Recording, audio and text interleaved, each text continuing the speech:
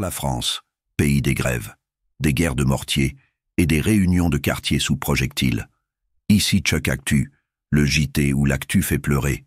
Mais nous, on préfère en rire. Direction.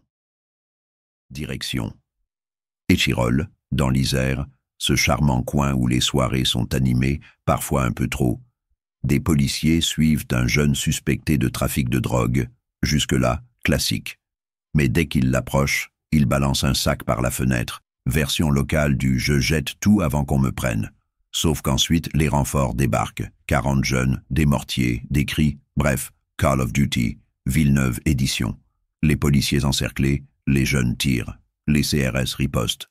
Et au final, un seul interpellé. Score final, 40 contre 1. Mais c'est toujours la justice qui prend les buts. On reste en Isère, mais cette fois, c'est pas la police qu'on vise, c'est les poubelles. Apparemment, certains ont confondu déchets ménagers avec mèches explosives. Dans la nuit du 8 au 9 octobre, à Lys-le-Dabo, 22 poubelles ont pris feu. Oui, 22. Pas 2, pas 12, 22. Les pompiers ont couru partout, pendant que les pyromanes, eux, s'offraient sans doute un kebab pour admirer le spectacle. Le maire condamne fermement ces actes. Évidemment, on n'a jamais vu un maire dire « Franchement, joli feu d'artifice, bravo les gars ». Et là encore, une interpellation, un suspect. C'est un peu la mode. Un coupable par département, c'est plus écolo. Ça limite les paperasses. Et si on passe du feu des poubelles à un feu beaucoup plus tragique? Parce qu'au-delà des blagues, il y a parfois des drames qu'on ne peut qu'exposer, sans filtre. À Cornillon, dans le Gard, les gendarmes ont découvert le corps d'une femme dans le coffre d'une voiture. C'est son ex-compagnon, souffrant de troubles psychiatriques, qui a tout avoué. Un féminicide de plus. Dans une France où 135 femmes ont été tuées par leur conjoint ou ex en 2024.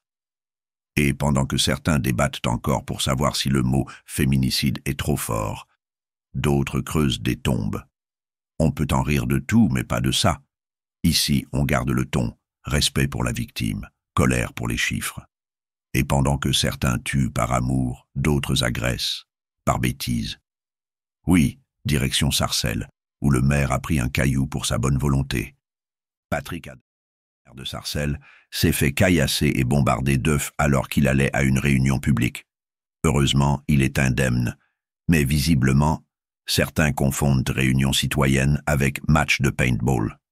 Dans son communiqué, le maire a parlé d'attaque lâche, et on le comprend. Déjà qu'être maire, c'est pas simple. Si en plus faut esquiver les œufs, ça devient un sport olympique. Bientôt au JO 2028, 100 mètres sprint avec parapluie anti-cailloux. Plus sérieusement, les agressions contre les élus explosent.